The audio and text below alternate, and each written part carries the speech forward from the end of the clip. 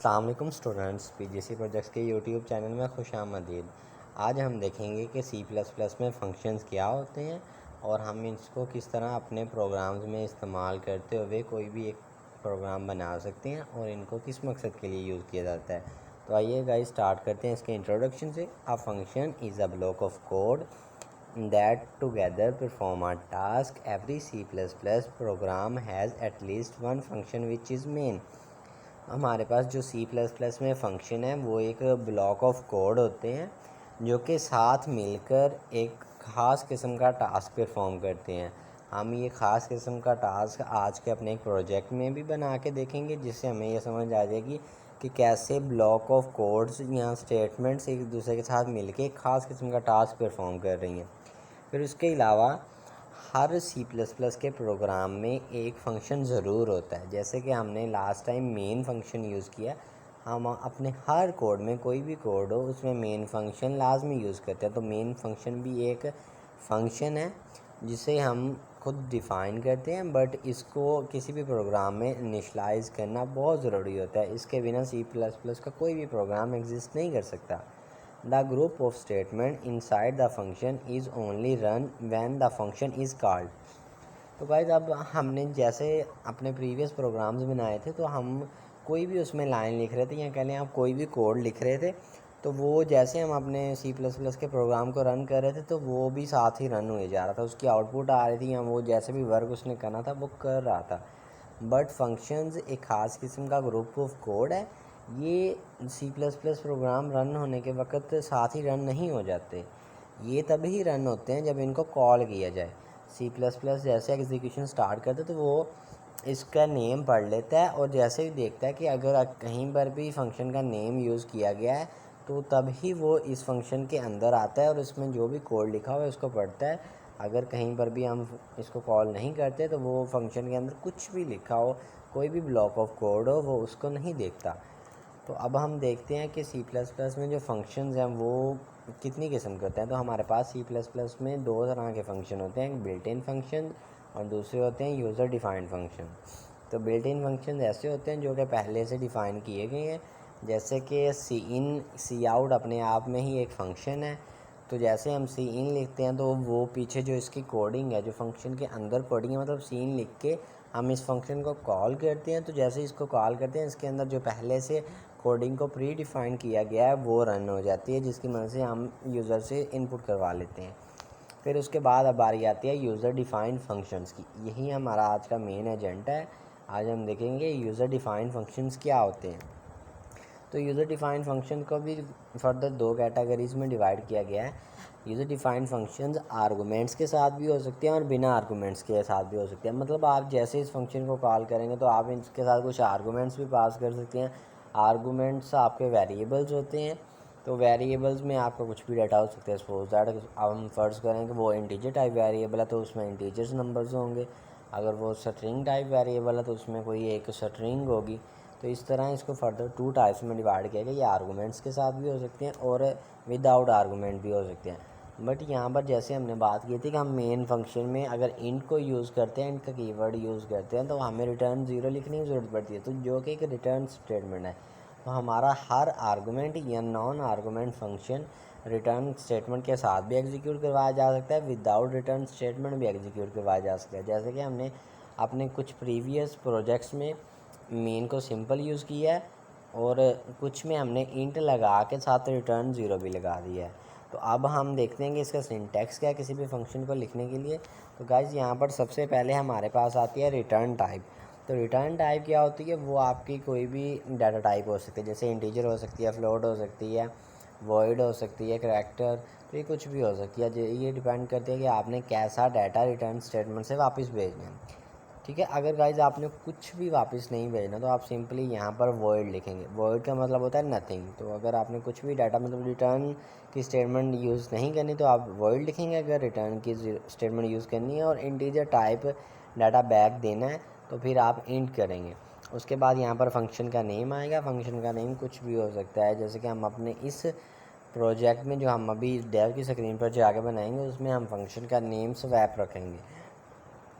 उसके बाद यहाँ पर ब्रेसेस स्टार्ट हो जाती हैं। तो यहाँ पर हमने पैरामीटर्स की लिस्ट देनी है। तो हमने जैसा कि बात की पैरामीटर्स की लिस्ट हमने किस तरह से देनी है, वो वेरिएबल जो होंगे जितने चाहें हम वहाँ से पास करें, उनके डाटा टाइप साथ साथ लिखते जाएंगे। तो इस तरह हम अपनी पैरामीटर की लिस्ट दे सकते हैं। बट याद रखें ये एक ऑप्शनल थिंग है, आप चाहें तो पैरामीटर दें चाहे तो ना दें। और उसके बाद कर्ली ब्रेसेस में बॉडी ऑफ द फंक्शन आती है। तो बॉडी ऑफ फंक्शन कब कॉल होती है, जब फंक्शन को उसके नेम से बुलाया जाता है। अगर किसी फंक्शन को उसके नेम से कॉल नहीं किया गया तो ये वाला हिस्सा मतलब बॉडी ऑफ फंक्शन एग्जीक्यूट नहीं होता।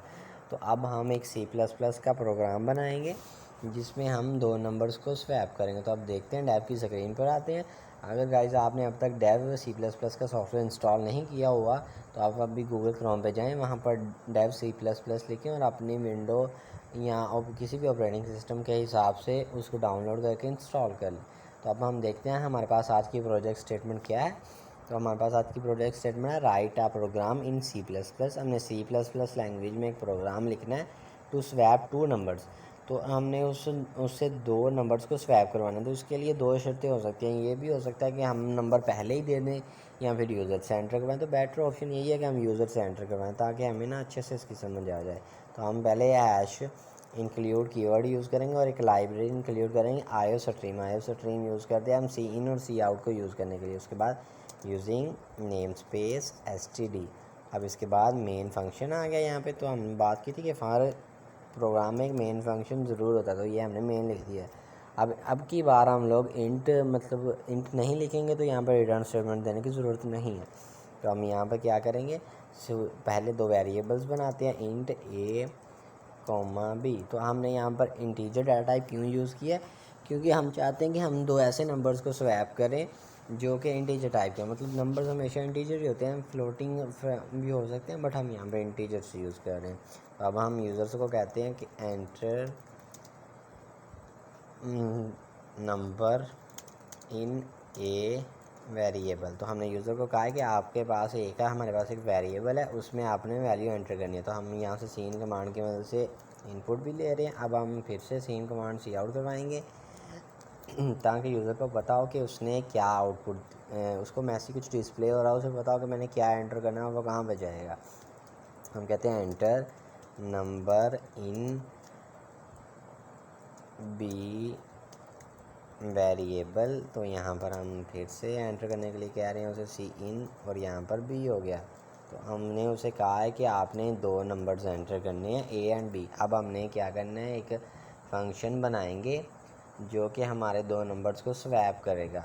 हम इसे वैसे भी कर सकते हैं, बट फंक्शन एक बेटर ऑप्शन है। मतलब हमें बार बार कोडिंग नहीं लिखनी पड़ती, जहाँ पर भी हमें उस कोडिंग की ज़रूरत हो सिंपल फंक्शन को कॉल करेंगे उसके नेम से, वो हमें कोडिंग वो सेम टू सेम एक दफ़ा लिखा हुआ कोड 1000 बार भी हम लिख लेंगे यूज़ करेंगे। तो मतलब अगर हमने सपोज दैट यहाँ पर दो नंबर की जगह 1000 नंबर को करना हो या 1000 टाइम ये काम करना हो, तो हमें 1000 टाइम वो कोड लिखना पड़ेगा। तो हम 1000 टाइम कोड क्यों लिखेंगे इतना बड़ा, हम सिर्फ एक दफ़ा फंक्शन बना लेंगे, फिर उसका नेम लिखते जाएंगे, उसे कॉल करते जाएंगे जब तक हमारी रिक्वायरमेंट पूरी नहीं होती हम कॉल करते जाएंगे। तो हम यहाँ पर सबसे पहले एक फ़ंक्शन बनाते हैं। फंक्शन बनाने के लिए याद रखें गाइज, हमेशा मेन हमारे पास जो फंक्शन है इसके ऊपर कोई भी यूज़र डिफाइंड फंक्शन बनेगा, इसके नीचे नहीं हो सकता। तो हम यहाँ पर सबसे पहले उसके रिटर्न टाइप देंगे। तो हमने रिटर्न टाइप दे दी है वर्ड, क्योंकि हमने कुछ भी इससे रिटर्न नहीं करवाना। अब हम यहाँ पर इसका नेम लिखेंगे स्वैप, जैसे कि हमने बात की थी। अब हम यहाँ पर टू वेरिएबल्स पास करवाएंगे, मतलब टू पैरामीटर्स होंगे, एक ए और एक बी, क्योंकि इन दोनों पे हमने काम करना है इंट। अब हम डॉलर स्टैटिक का साइन यूज़ करेंगे ए कॉमा इंट स्टैटिक बी। अब आपके माइंड में क्वेश्चन ये होगा कि हमने यहाँ पे स्टैटिक क्यों यूज़ किया। स्टैटिक यूज़ किया ताकि हम जो भी वेरिएबल की वैल्यू मेन फंक्शन से लेके आएँ, वो यहाँ पर जो भी उस पर काम हो, सपोज दैट वो कुछ चेंजिंग आती है उसमें, तो वो ओवरऑल चेंज हो जाए, सिर्फ इसी फंक्शन में ना हो बल्कि वो मेन फंक्शन में भी चेंज हो जाए। तो हम इसको देखेंगे भी। तो अब हम यहाँ पर क्या करते हैं, सबसे पहले यहाँ पर इस फंक्शन को कॉल करते हैं स्वैप। तो इसके लिए कि यहाँ पे भी हमें एंड पर्सन लगा के इसे कॉल करनी होगी, ठीक है। एक दफ़ा हम वैसे करके देख लेते चलें ताकि हमें ना आसानी से समझ आ जाए। हमें इंट ए कर देते हैं और इसको बी कर देते हैं, सिंपल। अब यहाँ से स्वैप और जो वेरिएबल्स के नेम हमने ए और बी को कॉल करनी है, तो हमने स्वैप ए और बी को कॉल कर दी। अब वो कॉल हो गई है, बट फंक्शन के अंदर तो कुछ लिखा ही नहीं है। अब हम बताएंगे कि उसने क्या करना है। हम सबसे पहले एक टेम्परेरी टैंप नेम का एक टेम्परेरी वेरिएबल बनाएंगे जो कि एक छोटे से मकसद के लिए यूज़ होगा। टैंप इज़ इक्वल टू कर देंगे हम ए। तो अब ए में क्या आएगा, ए की जो भी वैल्यू वो यहाँ से लेके आएगा वो टेम्प के वेरिएबल में स्टोर हो जाएगी। अब ए हमारे पास खाली हो गया क्योंकि उसने अपनी वैल्यू टेम्प को दे दी है। तो अब हम ए में बी की वैल्यू स्टोर कर देंगे, और अब बी खाली हो गया क्योंकि वो अपनी वैल्यू ए को दे चुका है। तो इसका मतलब ए वाली वैल्यू अब टेम्प में है और बी वाली वैल्यू अब ए में है। तो हम बी में वापस से टेम्प की वैल्यू लेंगे, तो इसका मतलब ये स्वैपिंग हो गई है। जैसे कि हम फर्ज कर सकते हैं कि हमारे पास 2 गिलास हैं, तो हमने ना उनका पानी बदलना है। सपोज़ करें एक गिलास में हमारे पास जूस है और दूसरे में हमारे पास पानी है, तो हमने इन दोनों को पानी वाले गिलास में जूस भरना है और जूस वाले में पानी भरना है। तो हम एक थर्ड गिलास लेके आएंगे, पहले सारे पानी को उसमें डाल देंगे थर्ड गिलास में, उसके बाद जो फर्स्ट गिलास में हमारे पास जूस है उसको निकालेंगे और उसे डाल देंगे हमारे पास पानी वाले गिलास में जो खाली किया हमने अभी। और उसके बाद जो पानी हमने तीसरे गिलास में डाला था वो हम फिर से पहले गिलास में डाल देंगे। तो इस तरह से ये दोनों चेंज हो जाएंगे। हमने बिल्कुल काम ऐसा ही किया। हमने यहाँ पर टेम्परेरी वेरिएबल क्रिएट किया, टेम्परेरी वेरिएबल में हमने ए की वैल्यू स्टोर कर दी, ए में हमने बी की वैल्यू कर दी, और फिर बी में हमने टेम्परेरी वेरिएबल की वैल्यू स्टोर कर दी। तो अब इसका मतलब है कि जो भी वैल्यू ए की तरफ से आ रही थी वो यहाँ पर बी में चली गई है, और जो बी में थी वो ए में आ गई है। अब हम क्या करते हैं, इसे आउटपुट करवाते हैं। तो पहले एक दफ़ा यहाँ पे करवाते हैं सी आउट, और यहाँ पर ए इज़ इक्वल टू हम यहाँ पर कर देते हैं ए, और यहाँ पर सी आउट, और यहाँ पर हम लिखेंगे बी इज़ इक्वल टू, तो यहाँ पर बी लिख देते हैं। ठीक है, अब ये हम देखते हैं इसे चला के कि क्या हो रहा है, क्या ये हमारे लिए एक्यूरेटली वर्क कर रहा है। तो हम F11 की प्रेस करेंगे। अगर आप डेव स्क्रीन की यूज़ कर रहे हैं तो F11 की आपको कंपाइल एंड रन दोनों करके देगी। तो अब हम ये 2 नंबर्स एंटर करते हैं, 10 और उसके बाद 20। तो अब आप देख सकते हैं कि ए में 20 आ गया, बी में 10 आ गया। हमने एंडल नहीं लगाया इसलिए थोड़ा सा मसला आ रहा है, हम इसको एंडल लगा के देख लेते हैं। एंडल लगा दिया हमने, और ज़रा यहाँ पे थोड़ा सा सी आउट भी कर दिया जाए, सॉरी एंडल लगा दिया जाए, थोड़े बैकस्लैश एन लगाते हैं ताकि थोड़ी आउटपुट नीचे नज़र आए। तो अब हम दोबारा से इसको रन करते हैं, F11 प्रेस करेंगे, कंपाइल एंड रन हो जाएगा। तो अब हम पहला ए में वेरिएबल दे रहे हैं, ए में वैल्यू दे रहे हैं 10 और बी में दे रहे हैं 20। तो आप देख सकते हैं ए में 20 आ गई है, बी में 10 आ गई है। तो अब हम ज़रा देखते हैं, हमने बात की थी कि अगर हम कॉल बाय वैल्यू कही है वे हमने, मतलब हमारे पास फंक्शन की बेसिकल 2 टाइप्स होती हैं, एक होती है कॉल बाय वैल्यू और दूसरी होती है कॉल बाय रेफरेंस।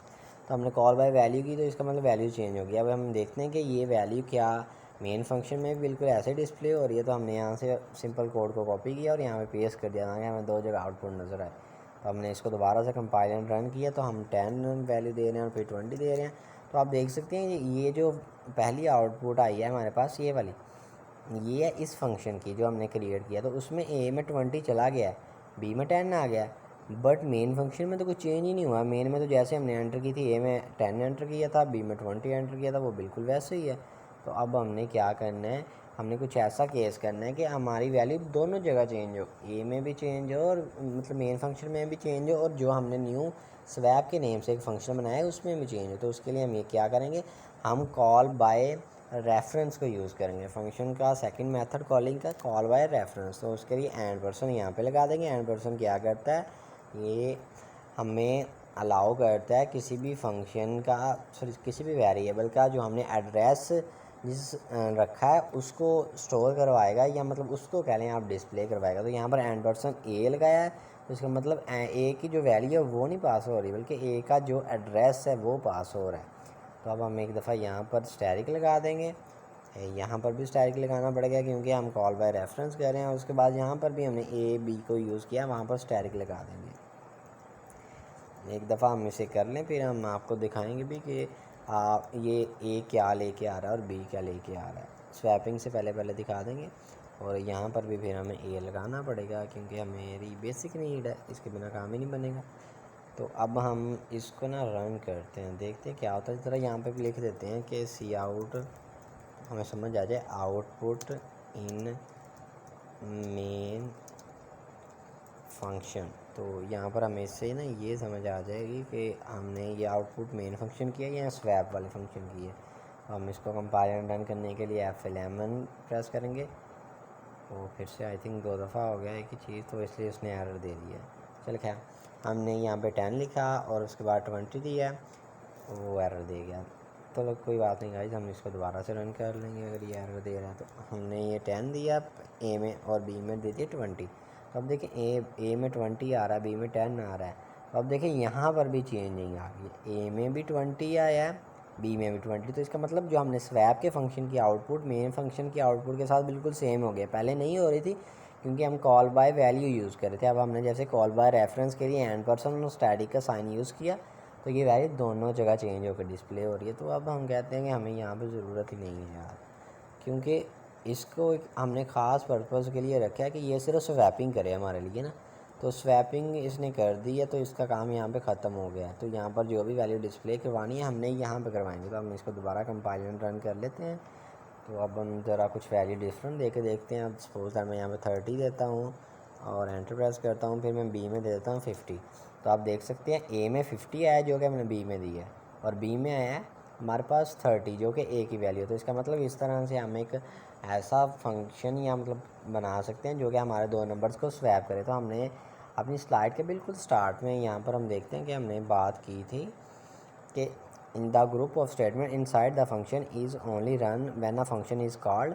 हमने जैसे ही इसे कॉल किया तब ये इसने काम किया। अब हम इसे कमेंट आउट कर देते हैं, तो इसका मतलब इस फंक्शन को कॉल नहीं की जा रही। हम देख लेते हैं क्या ये काम कर रहा है। हम इसको वैल्यूज़ दे देते हैं ए और बी में। तो देखें ए की 10 रही है, बी की 20 रही है, तो कुछ चेंजिंग ही नहीं आई, हद तक पहले आ रही थी। बट अब यहाँ पे क्यों नहीं आई? क्योंकि हमने इस फंक्शन को कॉल ही नहीं किया। तो इसका मतलब इसके अंदर ये वाला जो कोड लिखा हुआ है हमने, ये एग्जीक्यूट ही नहीं हुआ। ये सिर्फ तभी एग्जीक्यूट होगा जब हम अपने फंक्शन को कॉल करेंगे। तो कॉल करने के लिए उसका नेम, फिर उसके बाद आर्गूमेंट्स आ जाएंगे, ठीक है। अब हमने एक और बात यहाँ पे की थी कि हमारे पास जो हमारा फंक्शन है उसमें कुछ भी आ सकता है, मतलब एनीथिंग, वो मिलके कोई एक काम सर अंजाम देते हैं। जैसे कि यहाँ पे लिखा हुआ है block of code that together perform a task. तो ये ब्लॉक ऑफ कोड है, तो ये मिलकर एक काम टास्क परफॉर्म करा है। क्या करा है? दो नंबर को स्वैप करा है। तो इस तरह से हम लोग फंक्शंस बना सकते हैं, फंक्शंस को अपने प्रोग्राम्स में यूज़ कर सकते हैं, और एक ही दफ़ा बनाए हुए फंक्शन को एक से ज़्यादा बार यूज़ कर सकते हैं। तो हम यहाँ पर इसकी एक और छोटी सी बिल्कुल एग्जांपल ले लेते हैं कि हम यहाँ पर ये सेम टू सेम ये कोड कॉपी करते हैं। अब यहाँ पे इस मैंने कॉपी किया, तो मैं यहाँ पर इंट और एक दफ़ा ए भी थे, अब मैं सी कॉमा डी बना लेता हूँ। तो मैं यहाँ पर इनको सी और डी में वैल्यू एंटर करने के लिए कहूँगा। तो अब मैं इसे यहाँ पे सी कर देता हूँ और इसे यहाँ पे डी कर देता हूँ। तो अब मैं यहाँ पे स्वैप का फंक्शन कॉल करूँगा, swap ampersand C comma ampersand D.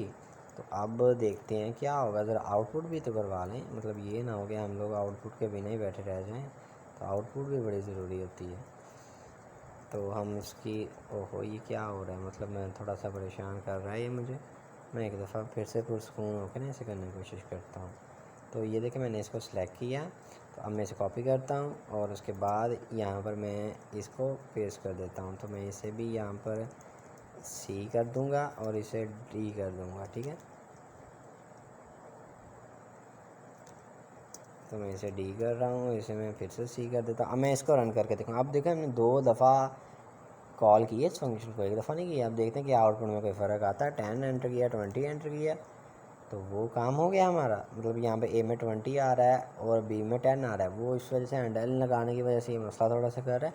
सी में वैल्यू एंटर करते हैं 30 और 40। तो आप देख सकते हैं सी में 40 आ गया जो कि डी में था, और डी में 30 आ गया। तो इसका मतलब ये स्वैपिंग काम कर रही है। तो अब हमने क्या किया गाइस, इस कोड को दोबारा तो नहीं लिखा यहाँ पे, मतलब ये जो हमने स्वैप का काम किया है तो दोबारा नहीं लिखा, हमने सिर्फ उसको दोबारा कॉल किया। तो उसने हमारे लिए वो काम परफॉर्म करके दिखा दिया जो हमने पहली दफ़ा में ही किया था। तो इसका मतलब हम एक फंक्शन को बार बार कॉल करके उससे अपना एक जो उसके अंदर कोड ब्लॉक दिया हुआ उसको बार बार एग्जीक्यूट कर सकते हैं। तो गाइज़ आज के लेक्चर में हमने देखा कि हम किस तरह से दो नंबर्स को स्वैप कर सकते हैं। दो नंबर्स को स्वैप किया है हमने फंक्शंस की मदद से। फंक्शंस हमें अलाउ करते हैं कि हम एक ही कोड को बगैर किसी रिपीटेशन के बार बार यूज़ कर सकते हैं। हमें सिर्फ ज़रूरत है तो उस फंक्शन को कॉल करने की, जैसे कि हमने यहाँ पे स्वैप के साथ कॉल किया था।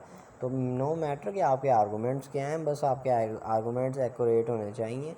जैसे आपने यहाँ पर डिफ़ाइन करती हैं। जैसे मैंने 1 और 2 आर्गूमेंट दिए हैं, तो यहाँ पर आपने कॉलिंग में भी 2 ही आर्गूमेंट देने हैं, कोई तीसरा नहीं दे देना, वरना गलती हो जाएगी, एरर आएगा। तो इस तरह से आप 2 नंबर को स्वैप कर सकते हैं और C++ में फंक्शंस को यूज़ कर सकते हैं। तो गाइज़ आज के लेक्चर में बस इतना ही। प्लीज़ हमारे यूट्यूब के चैनल को लाइक, सब्सक्राइब एंड शेयर करें और इसे फॉलो करना ना भूलिएगा। Thank you very much guys. अल्लाह हाफ़िज़।